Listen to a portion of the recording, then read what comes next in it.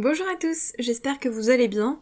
Aujourd'hui, je voulais vous donner quelques conseils et vous parler de 3 choses que selon moi, vous devriez mettre en place dans votre vie d'auteur, dans votre carrière d'auteur. Juste avant de commencer, je voulais vous préciser que du 1er au 31 octobre, toutes les formations de rêve d'auteur sont en promotion, elles sont à moins 70%. C'est la première fois que je fais une réduction aussi élevée. Donc pour rappel, il y a 6 formations. La relecture du fond de son roman, la correction de la forme de son roman, comment écrire des dialogues captivants, comment insuffler l'émotion dans son histoire, comment créer et optimiser son compte KDP, et enfin comment préparer son roman.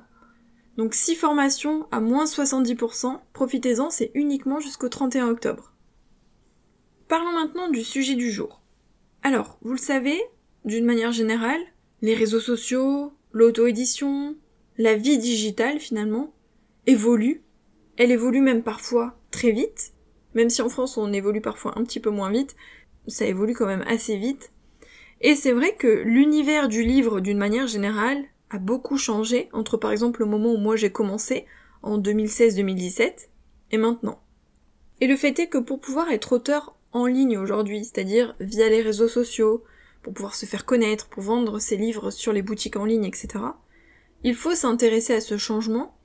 Il faut essayer de s'adapter, et il faut essayer de mettre en place les bonnes choses pour pouvoir finalement développer sa carrière et rester présent. L'une des choses en général que l'on fait, c'est d'essayer de voir du côté des Américains pour voir ce qui se fait chez eux, parce que en général, les tendances qui sont chez eux, ce qui marche, ce qui explose, ça arrive chez nous quelques années plus tard. Il y a qu'à voir avec l'auto-édition. L'auto-édition, ça existe depuis un moment aux États-Unis. Là-bas, les auteurs indépendants ont de vraies entreprises. Ils font des chiffres d'affaires impressionnants, ils ont des dizaines de romans publiés, c'est pas aussi mal vu que chez nous, ça a pas la même notoriété que chez nous. Chez eux, c'est un vrai business d'être auteur indépendant.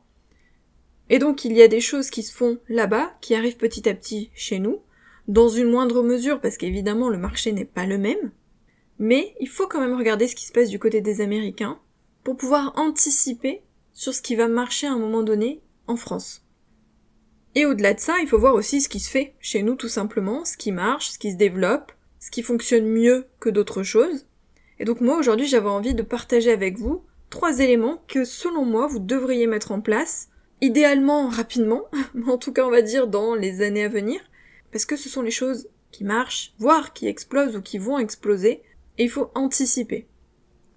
La première chose, et j'en ai déjà parlé tellement de fois, d'ailleurs j'ai fait toute une série d'épisodes de podcast à ce sujet, c'est la newsletter. La newsletter, c'est un outil que tous les auteurs devraient avoir. C'est l'outil indispensable. Je vais pas revenir en détail sur la newsletter parce que j'ai déjà fait des épisodes très complets là-dessus, donc ce serait redondant de dire la même chose, mais quand même, je voulais appuyer sur ce point parce que la newsletter, c'est le lien entre vous, l'auteur, et les lecteurs. Ça permet d'avoir une relation différente avec les personnes, puisque ce sont des personnes qui vont s'inscrire à la newsletter. Donc déjà, elles vont faire la démarche de s'inscrire pour recevoir des mails dans leur boîte mail. C'est un petit peu plus privé, c'est un petit peu plus intime. Dans une newsletter, on peut partager des choses qu'on ne partage pas sur les réseaux sociaux. Un peu plus à cœur ouvert, peut-être un peu plus dans ses coulisses, dans sa vie de tous les jours, entre guillemets, on n'est pas obligé de partager son quotidien. Mais on peut être un peu plus vrai, un peu plus authentique que sur les réseaux. C'est très intimiste, c'est comme si on envoyait un mail, entre guillemets, à un ami, mais en tout cas à un lecteur, on entre dans son intimité, on entre chez lui, pour lui parler, et finalement, même si on envoie ce mail à plusieurs personnes, c'est comme si on lui écrivait directement, comme quand on envoie un courrier à quelqu'un. Cette newsletter, c'est donc un lien particulier avec le lecteur, un lien direct. Il a fait la démarche de s'inscrire, il voulait avoir des nouvelles dans sa boîte mail, alors qu'on sait qu'aujourd'hui on est souvent submergé de mails, de spam ou autre. Donc s'il a fait la démarche, c'est que vraiment il est intéressé. Et donc en général, les personnes qui sont inscrites à la newsletter, ce sont souvent les fans. Vraiment les fans, voire les ultra fans, c'est-à-dire ceux qui font vraiment partie de votre communauté, mais du noyau dur de votre communauté. Sur les réseaux sociaux, il va y avoir des gens qui vous suivent juste comme ça, parce qu'ils aiment bien lire votre contenu, mais ils vont pas forcément lire vos livres. Il y a après les gens qui vont lire vos livres, mais peut-être pas tous, ou pas assidûment. Et évidemment, sur les réseaux, vous pouvez aussi avoir votre noyau de fans. Mais le noyau de fans, lui, il veut aussi de l'exclusivité, il veut des choses en plus, il est à fond. c'est souvent lui qu'on va retrouver dans la newsletter. Et parmi ce noyau de fans, on a ceux qui vont commander, alors plutôt sur les boutiques en ligne, sur Amazon ou autre, parce que par exemple ils lisent en numérique. Et puis il y a le noyau d'ultra fans qui lui va commander tous vos livres par exemple en dédicacé, ou toutes les box ou autre. Donc la newsletter c'est un lien particulier, et c'est quelque chose qui vous appartient. Sur les réseaux sociaux, je l'ai déjà dit plein de fois, on peut fermer votre compte. Du jour au lendemain, vous pouvez tout perdre. La newsletter c'est impossible, la liste vous appartient. Si vous quittez la plateforme avec laquelle vous envoyez les newsletters et que vous allez sur une autre plateforme, vous récupérez votre liste et vous la basculez d'un site à l'autre. Donc en fait, c'est à vous, cette liste. Elle vous appartient, vous ne pouvez pas la perdre. En plus, vous pouvez tout mettre en forme comme vous le souhaitez, vous pouvez partager ce que vous voulez, il n'y a pas de limite dans une newsletter. On peut partager des liens, des vidéos, des photos, il n'y a pas de limite de caractère, vous mettez en forme comme vous le souhaitez, c'est beaucoup plus libre. Et du coup, vous pouvez vous permettre de partager ce que vous souhaitez comme vous le souhaitez. Vos coulisses, de l'inédit, de l'exclusivité. Ça, c'est ce qui est intéressant. C'est tout ce qui est exclusivité, soit partagé en avant-première, c'est-à-dire avant de le partager ailleurs, soit partager des choses que vous ne partagez nulle part ailleurs. Pour qu'il y ait quand même un intérêt à être finalement VIP, à être sur votre newsletter, parce qu'il y a des auteurs qui partagent exactement la même chose sur les réseaux sociaux et dans la newsletter, au mot près. Parfois, c'est du copier-coller. On peut le faire exceptionnellement, bien sûr, mais il faut pas le faire tout le temps. Sinon, quel est l'intérêt d'être sur la newsletter si on lit exactement la même chose que sur les réseaux? Donc c'est important qu'il y ait de l'inédit, de l'exclusif, des choses en avant-première, des choses qu'on ne verra pas ailleurs. Donc les coulisses, des anecdotes, des scènes coupées, des extraits, des photos, des montages, des vision boards, enfin, ce que vous souhaitez. Mais quelque chose qui donne vraiment envie au lecteur ensuite de rester, parce que c'est bien beau qu'il se soit inscrit, mais ensuite il faut qu'il ait envie de rester sur votre newsletter. Si c'est l'ultra fan, il restera, probablement. Mais bon, si c'est des gens qui se sont inscrits juste pour voir, ou qui viennent de vous découvrir, ou qui font partie des fans, mais finalement si vous partagez la même chose que sur les réseaux, ils auront peut-être pas envie de recevoir une énième newsletter. Donc il faut qu'il y ait un intérêt à rester, et c'est ça qui est plus difficile. Donc il faut partager du contenu intéressant. Deuxième élément, c'est le podcast. Alors le podcast, vous allez me dire, oui mais le podcast c'est bien beau quand on donne par exemple des conseils d'écriture ou autre, comme je le fais dans Rêve d'auteur, mais bon, un podcast pour des auteurs qui s'adressent à leurs lecteurs, c'est un peu plus compliqué. Oui et non. Oui parce que je le comprends. C'est plus facile d'avoir un podcast et même d'avoir des réseaux sociaux sur lesquels on partage des conseils d'écriture, d'auto-édition, de publication ou autre. Mais on peut parfaitement créer un podcast pour ses lecteurs.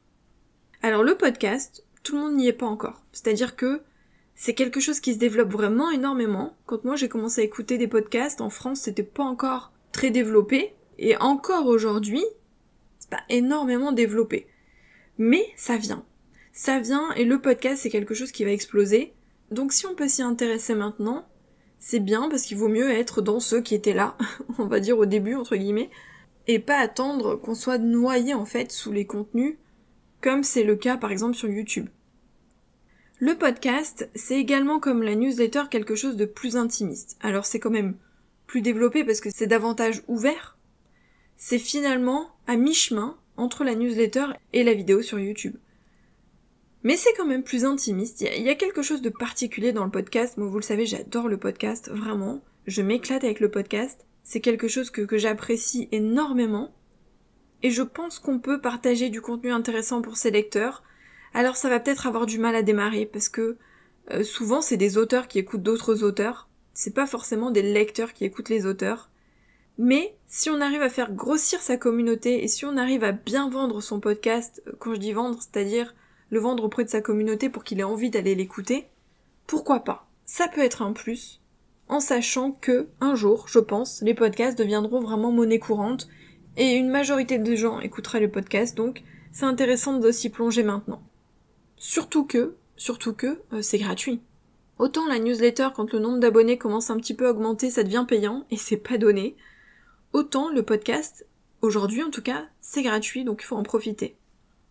En tout cas sur une majorité de plateformes. Je sais pas si c'est le cas partout, il y a peut-être des plateformes qui sont payantes, mais on peut trouver des moyens de publier son podcast gratuitement. Et en termes de matériel, honnêtement, il faut juste un micro. Alors d'accord, on a investi dans un micro, pour avoir quand même une qualité de son correcte, et ensuite on a des logiciels de montage qui sont gratuits. Moi j'utilise Audacity, il est très simple à prendre en main, il est super efficace et il est gratuit, donc autant en profiter. Donc qu'est-ce qu'on partage dans son podcast quand on a un auteur qui s'adresse à ses lecteurs? Alors le plus simple déjà, c'est les journaux de bord.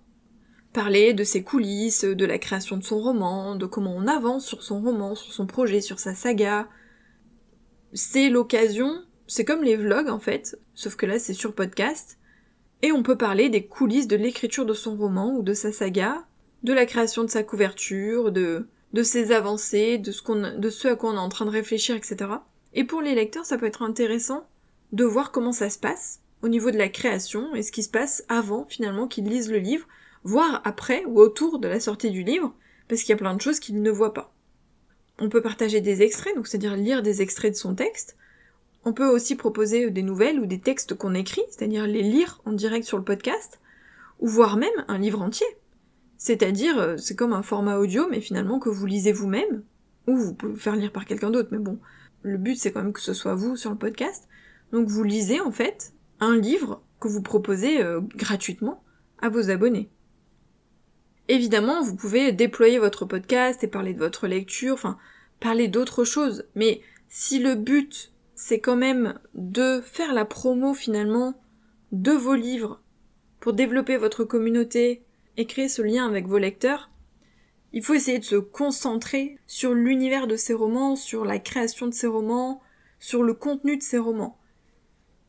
Ça dépend vraiment de l'objectif que vous avez avec le podcast, mais là moi je parle vraiment d'un auteur qui s'adresse à ses lecteurs, dans le but en gros, de faire sa promo finalement. Donc il faut essayer de se concentrer, de rester cantonné à un élément précis, donc ses romans et les coulisses de son écriture. Troisième chose à mettre en place, c'est le livre audio. Le livre audio, c'est la même chose, je pense que vous l'avez remarqué, on en parle de plus en plus.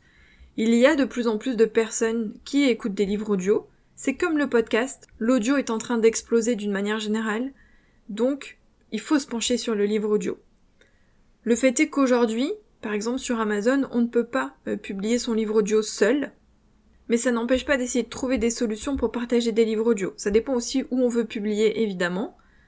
Alors pour Amazon, je vous rappelle que j'ai une formation sur comment créer et optimiser son compte Amazon KDP, et il y a une partie évidemment sur le livre audio, parce que je ne pouvais pas ne pas en parler.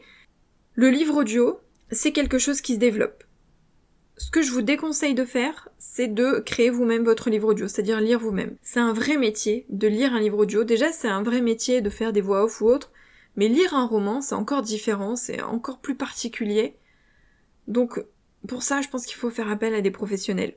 Vous pouvez en trouver facilement sur internet aujourd'hui, il y a des freelances qui proposent des tarifs plus ou moins élevés, en fonction de la personne. Évidemment, c'est un budget. Alors je ne sais pas comment ça se passe sur toutes les plateformes, parce que vous le savez, moi je suis en exclu sur Amazon, mais sur Amazon, c'est Audible qui gère les livres audio, donc si on veut publier sur Amazon, il faut passer par Audible. En sachant que Audible, on peut les contacter pour leur proposer nos livres, ou alors c'est eux qui nous contactent si nos livres marchent bien. Finalement, Audible agit comme une maison d'édition qui publie uniquement des livres audio. Après, il y a aussi des maisons d'édition spécialisées. Alors, soit il y a des maisons d'édition qui ont une branche livre audio, soit ce sont vraiment des maisons d'édition spécialisées dans le livre audio, c'est-à-dire qu'ils ne font que ça. Et ces maisons d'édition peuvent aussi nous publier sur Amazon, puisqu'elles ont des accords forcément de distribution sur différentes plateformes, et notamment avec Audible. Bref, tout ça, j'en parle dans la formation sur comment optimiser son compte KDP, et je ferai une mise à jour justement sur les maisons d'édition qui publient du livre audio, puisqu'il y a eu du nouveau de mon côté, donc j'en parlerai quand ce sera finalisé. Donc si on veut s'intéresser au livre audio, soit on regarde où on peut publier seul. Quand je dis seul, c'est-à-dire pas quand on a lu son livre, c'est juste faire les formalités seul, parce qu'il y a des plateformes sur lesquelles on peut le faire, à condition d'avoir un bon livre audio. Il faut que ce soit quelque chose de qualité, c'est comme les livres qu'on publie en broché ou en numérique. Pour que ça marche, pour sa crédibilité, pour développer sa communauté, il faut que ce soit un livre de qualité professionnelle. C'est pour ça que je vous dis qu'il faut le faire lire par un ou des vrais comédiens. Ou alors on passe donc par les maisons d'édition, spécialisées ou audibles, pour pouvoir publier son livre audio sur Amazon ou sur d'autres plateformes. Le fait est que comme le livre audio se développe, c'est le moment en fait de proposer ces livres sous ce format. C'est un nouveau format qui prend le pas, de plus en plus de personnes écoutent le livre audio, Donc il faut s'y intéresser maintenant avant qu'il y en ait encore trop. Encore une fois, c'est essayer de s'engouffrer dans la brèche avant d'être noyé sous la concurrence. Donc je récapitule les 3 éléments à mettre en place selon moi, le plus vite possible, en tout cas dans les mois à venir. La newsletter si ce n'est pas déjà fait, le podcast et le livre audio. Je rappelle que pour la newsletter, j'ai fait des épisodes de podcast pour vous aider à créer, optimiser votre newsletter, trouver du contenu, etc.